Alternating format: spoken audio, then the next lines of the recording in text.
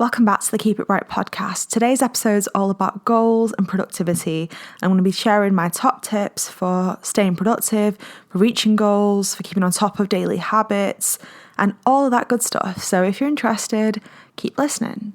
It's a time of year where there's been new goals set. You might have, I don't really use the word resolutions, but I like to always reassess at the beginning of a year what's working, what isn't working, how I want to be feeling, all that kind of stuff. And you might have had a bit of reflection, a bit of thinking about what you want, a bit of uncertainty even in the past month or so. But just because the first month of the year is gone now, it doesn't mean that you can't still decide what you want from the rest of the year. That's, I think, the thing I don't really appreciate about people calling like New Year's resolutions, the traditional term of them, because it's that kind of jokey thing of like, you decide what you want. It's usually a typical goal of one of 5 goals that everyone seems to have. And then everyone jokes about it just fizzling out after the first week or two. The way I set my goals and think about what I want, it's something I kind of think about for the year. And I'm not really a big plan ahead person. I never really have been. But I definitely achieve a lot of those goals every year. And I definitely improve things every year. So it's definitely working for me. I think, the thing is people make it look too easy, right? To get everything done every day, to achieve their goals. And oftentimes online, you'll only see the end result. You'll see what people achieve. You'll see people talking about what they achieved, what they managed to do, how they had a goal and they achieved it. Whereas when you sat on your sofa in a blanket burrito, and you can't be asked doing anything, it seems a world away, doesn't it? So I think it's about realistic goal setting, realistic steps. I'm all about that, and that's how I actually get things done. And that's why I want to share and talk about this, because I think you can achieve what you want to achieve, but it's not always easy as from A to B or just do this one thing. So that's why I wanted to share a lot of the methods that help me, because there is a lot of methods. It's not just, here's one thing for you to do, great, you'll just smash it now. I don't think it's that simple. I think it takes a lot of little methods or things that you implement into your day to keep you on track, to keep you focused. It's not just one step and it's done. And I know that's annoying because it's not an easy answer and it's not like a miracle fix for giving you motivation or anything, but there's just so many things that can help you. And even if they improve what you're doing a little bit, or even if they help you along a little bit, you are still improving, even if it's not overnight. So starting with what your actual goals are, I think it's important to think about what you actually want, not what you feel like you should want. So when I was talking about the typical things that everybody seems to have as New Year's resolutions, usually it's always stopping smoking, going to the gym, losing weight, I'm not drinking again, all those kind of things. You hear the same stuff, right? And I feel like people think those things are just expected of them, what they shouldn't be doing, all the kind of classic stuff. And the reason why I think people don't stick to those goals is because they don't actually want them. They don't actually want those things. They feel like they should want them, but they don't actually want them. So I think it's important to take a step back when setting goals and think about what you actually want, what would actually make you feel good, not what would look good to others, not what would impress others, but what would actually make you feel good and light you up from the inside, right? And oftentimes it's maybe not what everybody else wants. And it's important to remember that you don't have to want what everybody else wants. You don't have to compete with others or even care about the things they care about. For example, I'm not a materialistic person. I've just never really have been. I know I make things and I sell them, but the purpose of the things I make is to spread a message. It's to uplift, to inspire, empower, all that stuff. What I create has a meaning and a purpose to it.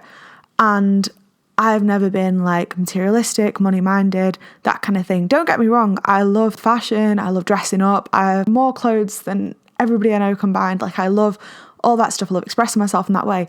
But I've never been bothered about, for example, designer brands or paying a lot for expensive clothes or impressing somebody with like a designer handbag. Like I've just never been bothered about that stuff. For me, clothing and buying clothing and wearing fashion and being into that stuff has just been so fun and way of expressing myself. And for so many years, I couldn't even afford to buy even a lot of high street clothes. All of my clothes were just from charity shops. So I just loved just expressing myself in that way. Even when I didn't have money to do that, I didn't care about where it was from. I was happy to wear clothes from charity shops. Some of them I still have in my wardrobe like 15 years later that I still wear. I wasn't bothered about it being from a designer brand, for example, right?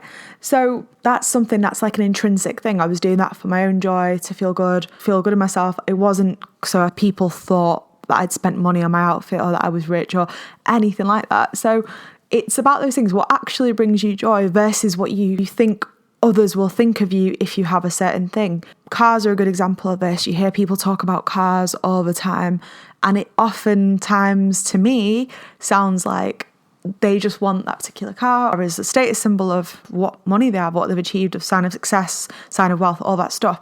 For me, it feels like it's just for show.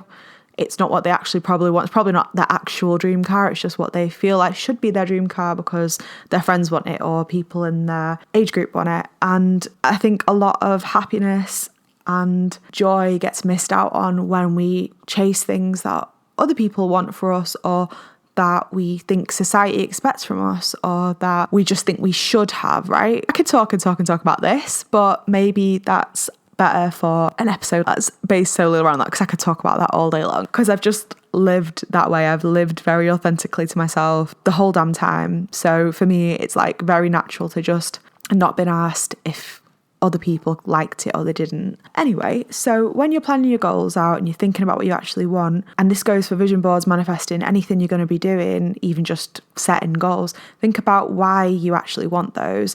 And if it's for the purpose of impressing other people or pleasing other people, or if it's actually going to impress and please you. I think that's so important, because a lot of the automatic goals, let's call them, like I was talking about before, are kind of not what you actually would maybe choose for yourself. It's just something to think about.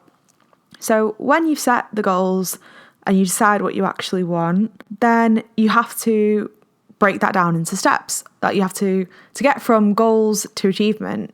There's steps, there's process, there's the journey. So to do that, you have to then break that goal down into steps. For example, one of my big goals last year, and I didn't get around to doing it, I just didn't mentally have the capacity to get around to doing it, and that was to write a new book. So I did make a good start on this, but I found I couldn't really work on it when I was at home. I just didn't have the headspace for it, and I didn't get around to doing it. So when you've got a big task like that, it's obviously daunting. Or let's say if you want to clear through your entire house, it can be a really daunting thing when you've got a lot of stuff. And if you give yourself that task on your to-do list, it's just not going to happen. It's just too much. It's too much to ask of yourself in a day or in a weekend or whatever. So you have to break that down into smaller tasks, into steps, into a realistic time frame of how long it would actually take you to do that.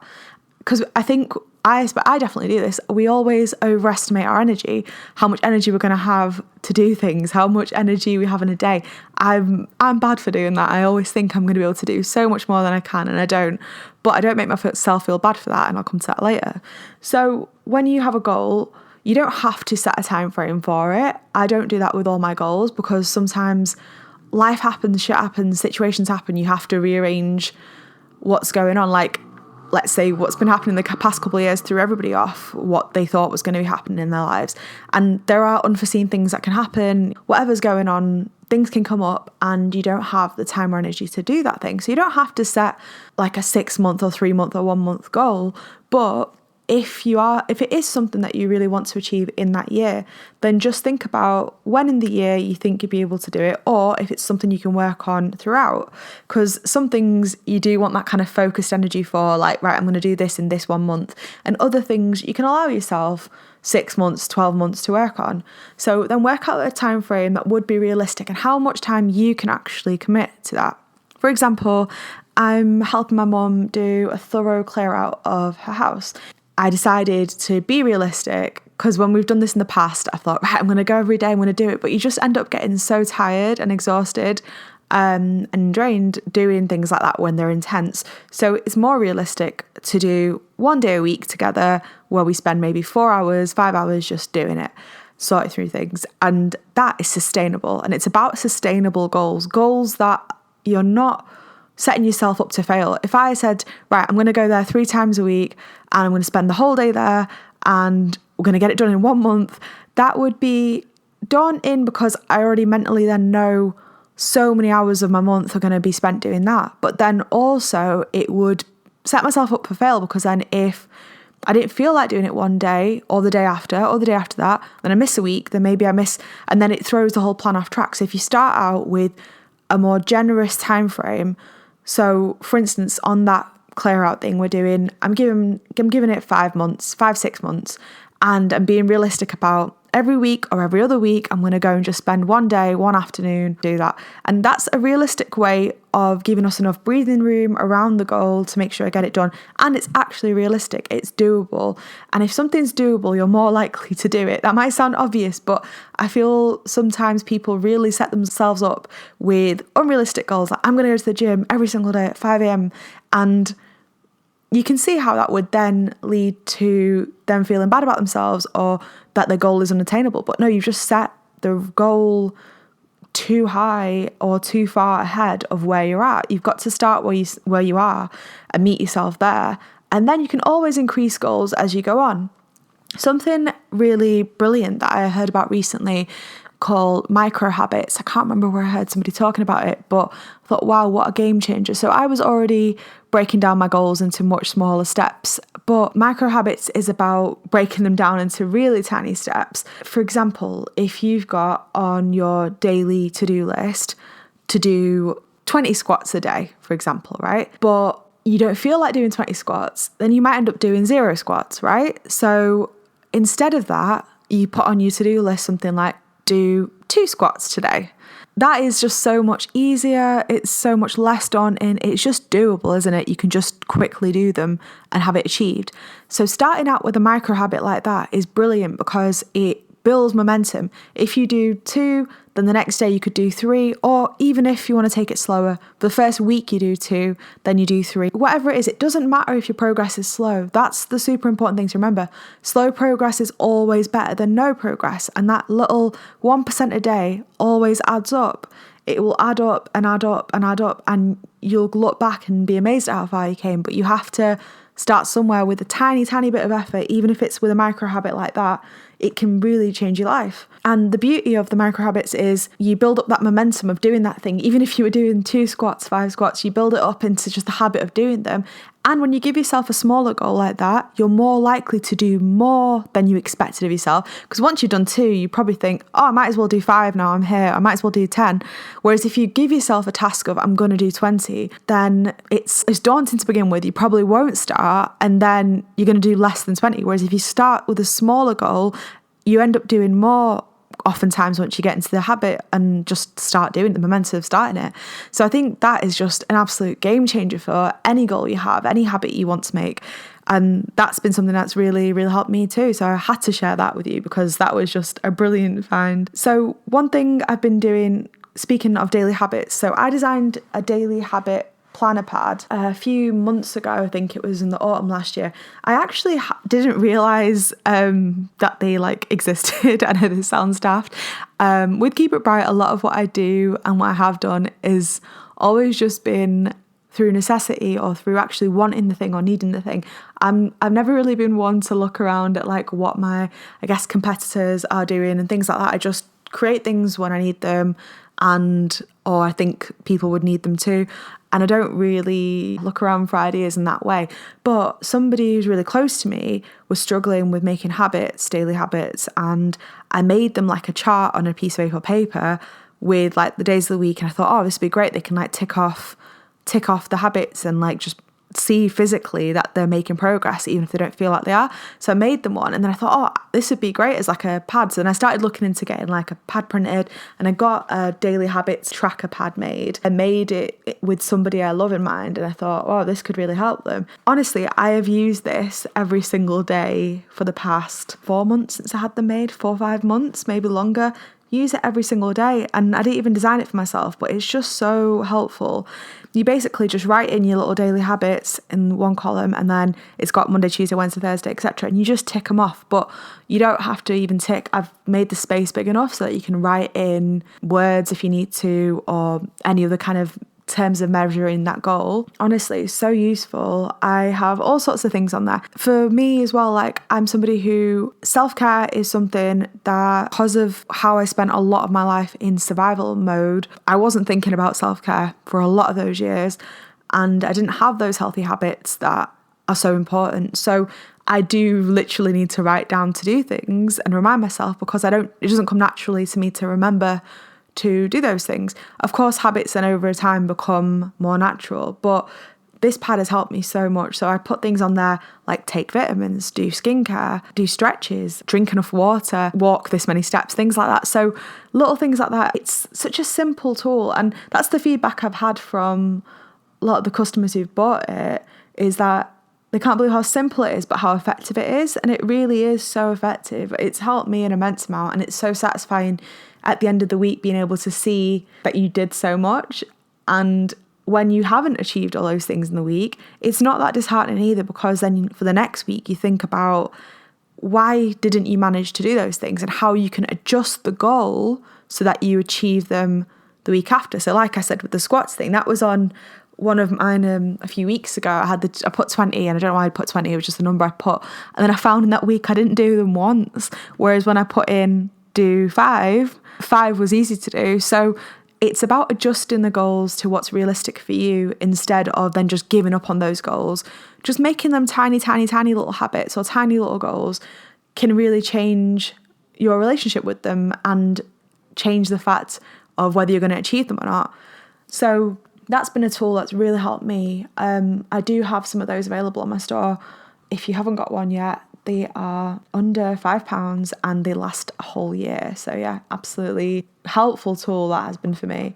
Another thing that I do that helps me is I have a weekly planner pad that I created. You can obviously just do this however you want. You don't have to have these items to do it. You can just make your own daily habit pad. You can do whatever you want. You don't have to have these items. But I created them so it's easy, so you don't have to draw out charts, so that you don't have to, when you haven't got the headspace to think to create your own chart, or you haven't got the energy to make like a planner pad for yourself, then it is so handy having these tools, like these affordable tools that help so much. So with the weekly planner pad, that's different. So the first thing on that, the first little section says, this week I'm focusing my energy on. The reason I like that is because it's not just goal-based. It's not just what do I want to achieve. It's like, what am I focusing my energy on? Because one week it might be self-care, might be the focus. It might not be your goals. The focus changes all the time, and we have to adapt to that. Our lives are always changing and in different ways, so we have to be adaptable and give ourselves the best chance of dealing with that as best as possible with tools like this. So I find that I love filling that in, and my little routine for my goals is on a Monday morning. If you follow me on Instagram, you've probably seen I do the same thing every Monday. I get my habit pad, my weekly planner pad, and I sit and think about what I want from the week ahead, which things I'm going to focus on, whatever they may be, and I think about which habits I want to make. Then I look at last week's and assess what didn't work, what worked, what maybe I can take off the list now. And it's just such a nice ritual I have every Monday. It's given me such a nice little routine, and it just gets your head right after the weekend, because it's easy to feel a bit fallen off after the weekend if you've just been chilling or whatever you've been doing. And the next section says, by the end of the week, I want to feel, because feelings are important. I'm someone who talks about feelings a lot and openly, and I just think it's really important how you want to feel, not just what you want to achieve, but how you want to feel. Do you want to feel relaxed? Do you want to feel proud of yourself? How do you want to feel? I like that question there. And then I have the last section, which is this week, self-care will look like because self-care looks different all the time. Some days self-care looks like the bubble baths and the face masks and moisturising, and other days it just looks like having the energy to have a shower, eating enough, all that kind of stuff. Self-care varies as well, so it's good to actually plan it into your week. If you know you've got a busy week and you're not going to be able to have a bath every night or whatever it might be, then your self-care that week might look like making sure I eat 3 proper meals. So again, leaving yourself that room for variables, leaving yourself that room for life to happen is important, which is why I put that question in, because you do need to think about it. It's not a one-size-fits-all solution. Those are 2 tools that really, really help me so much. Such affordable tools. They're both $4.99 each, and they help me every single week, every single day. So would definitely recommend if you haven't got them yet, because it's just so nice to see everything, to see your goals, to see the daily things you want to do. I keep mine on my bedside table, so I see them every morning and every night, and that works well for me. Let's get back to breaking it down into steps. So when you've broken down your goal into manageable steps, and it doesn't matter if it's going to take you ages, just remember the time is going to pass either way. If you think, oh, why is it going to take me a year to do this goal? Why is it going to take me 6 months? Don't be hard on yourself like that. But also, 6 months is going to pass either way. The year is going to pass either way. It doesn't matter if your goal takes a long time to achieve. The time is going to pass either way, and you either will have achieved it or you won't. You'll either be steps closer or you won't. So don't be put off by the time it takes to achieve something. And obviously the classic quote of, a year from now, you would have wished you started today, right? There's always that to remember, that if you start today, you're going to be closer than you were yesterday. And doing 1% every single day still adds up to 100% in 100 days. And doing just 1 step a day adds up to 100 steps in 100 days. That's incredible. Like, you could be 100 steps closer in 100 days if you take 1 tiny little step every day. It all adds up. So even if you can only manage 1 tiny thing every day, it's still going to make a difference. So don't underestimate that. So the way I work with when I've broken my goals down into small steps, I have a to-do list note in my phone notes app. I know people have specific apps for these things. I haven't tried any of those. I just like the simple notes app where I can just do what I want with it. So the way I have that set up is I just have a big long to-do list. I actually had a look the other day because I don't have it on numbered, and it was over 300 items, but that to-do list isn't like a needs to be done now list. It's just anytime I get a good idea or something I want to do, or just anything I want to do, I add it onto that list. So then what I do is I move up the object, every week I'll move up things I want to do that week, or try and do that week, closer to the top of the to-do list. Something new that I've been doing that has been so good this past month especially. So I create a diary every year called the Keep It Bright Diary. This sounds like it's just such a plugs and ads podcast. It really is not that. It's just I create these tools to help, and this is what is genuinely helping. These are the things I'm using every day that help me. So I can't not talk about them. The fact that I've created them is just kind of irrelevant, because if they were somebody else's products, I'd be talking about them right now too. But yeah, I create a diary every year. I have done for the past 8 years. This year's diary is the first dateless one. You can see a lot more about this over on my website, which is just keepitbright.co.uk, or just Google Keep It Bright and it'll all come up. You can see all the features on there. I'm not going to go into all of that right now. But what's really been helping me from the diary, especially the past month, is I've been using 2 at the same time. So one I use to write down my daily feels. That's not relevant right now, but I do that. The other one I have is just for my work goals for the year and work progress for the year. This has been the first month I've ever done this, and it has been so nice. Every single day I write down what I managed to do that day. So I do in my phone notes, I cross out, strike through things when I've done them. So for example, today I'll be crossing off record podcast, but then I don't delete it. I cross it off, and at the end of the day, I look at all the things I crossed off today, and then I write them in bullet points in the diary. So then it becomes a list of achievements, a list of what progress I made. And that has been such a nice change, because last year and all the past years, when I delete stuff off my to-do list, it was just gone. But then where is it? It's just gone. Yes, you've made the progress, but there's no space to kind of celebrate that progress or record that progress. So that's been a real game changer for me. I'm loving that. And I've been writing it every night, just writing down all the things I managed to do. And I always do so much more than I think I've done, because by the time you've bullet pointed it all out or written it all out, you think, wow, I really made a lot of helpful progressive steps today. So I definitely recommend doing that. It's been brilliant. Also in the diary, I have monthly reflection pages, which again helps so much with goals. So when I was talking about having a system around goals and habits, this is what I meant. It's not like I have one to-do list that manages to keep me on track. I have several systems in place. So daily, I have my to-do list in my phone notes, which has everything written on it, all the little steps, not the big goals, but the steps, like record this podcast or look into this, research this, pack this order, whatever. So I have that in small steps.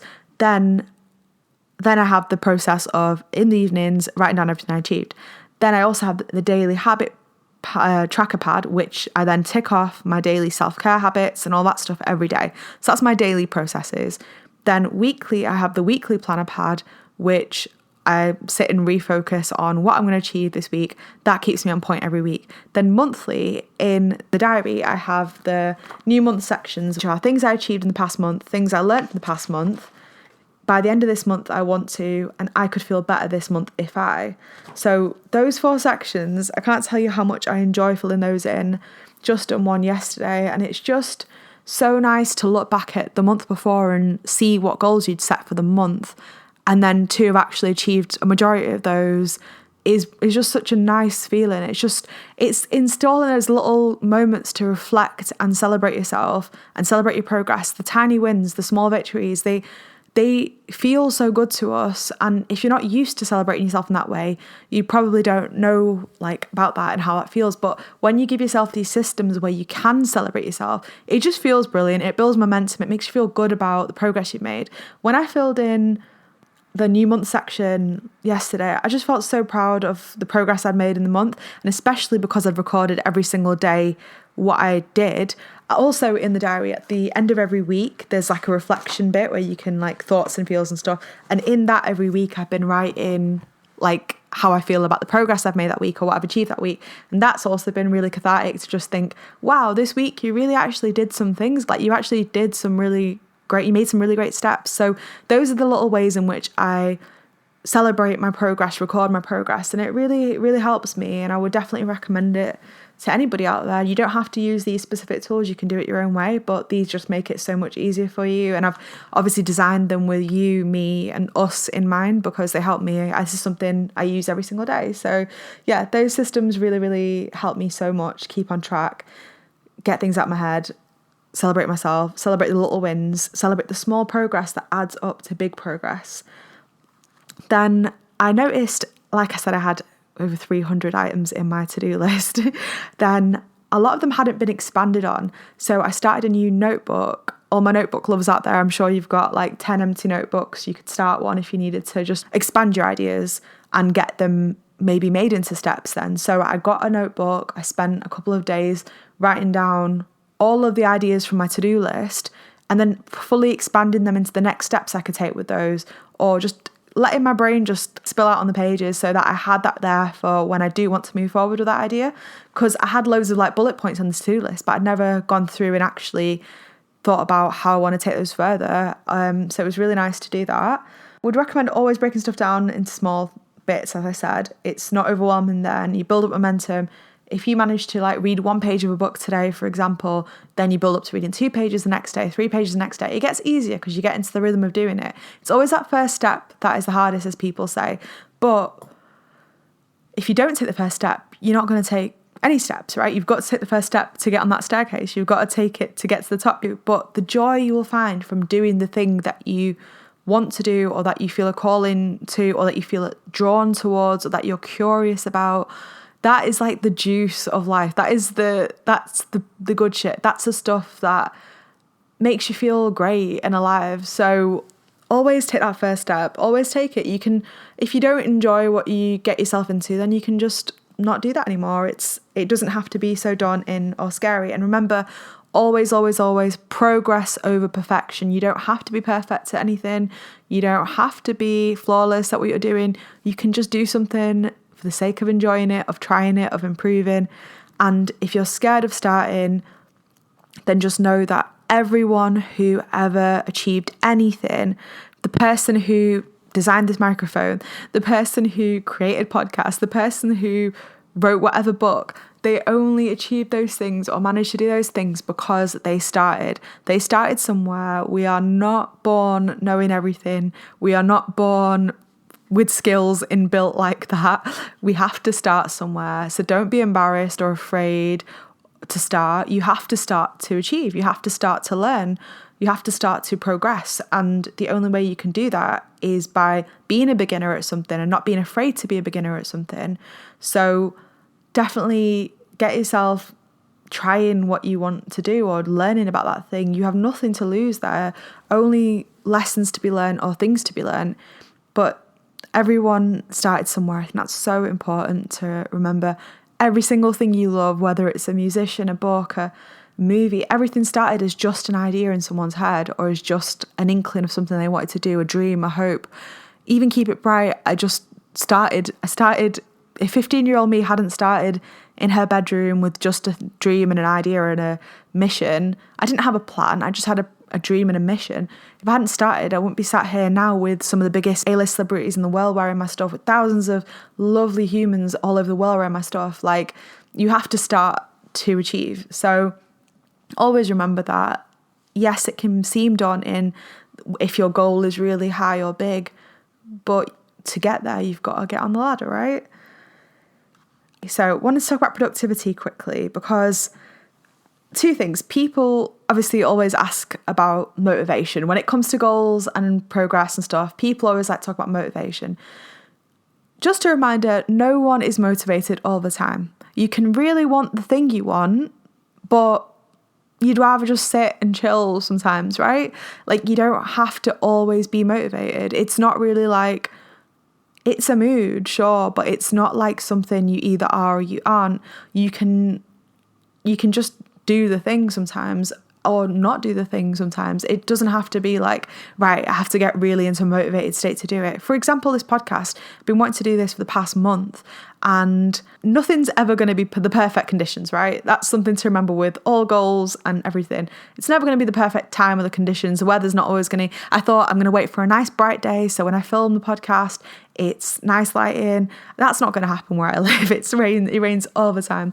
I'm going to wait for this, I'm going to wait for that, or I'm going to wait till I'm in like a really good mood or upbeat. And if you give it too many conditions to stop you from starting, don't wait for perfect before you start. You can start right now and you can inspire people even if you're not perfect. That's the beauty of it. You don't have to be perfect to achieve something or to inspire. Going back to what I was saying earlier about not being hard on yourself, it's important to not be hard on yourself because we have varying energy levels every day. We have varying output levels every day. That doesn't mean that we're lazy or unproductive. It's just you can't expect the same from yourself every single day when you don't feel the same every day, right?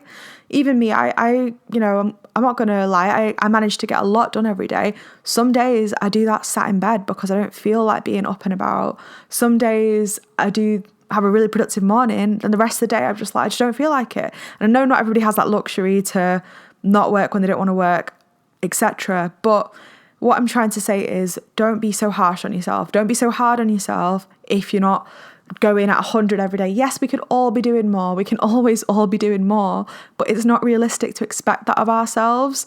And we have to take into account like our mental health, our physical health, just our emotional state, all that kind of stuff. Don't be mad at yourself for expecting the world of yourself and then not living up to that. It's better to have those more realistic, lower expectations and to achieve them than to set yourself up for feeling bad or failure.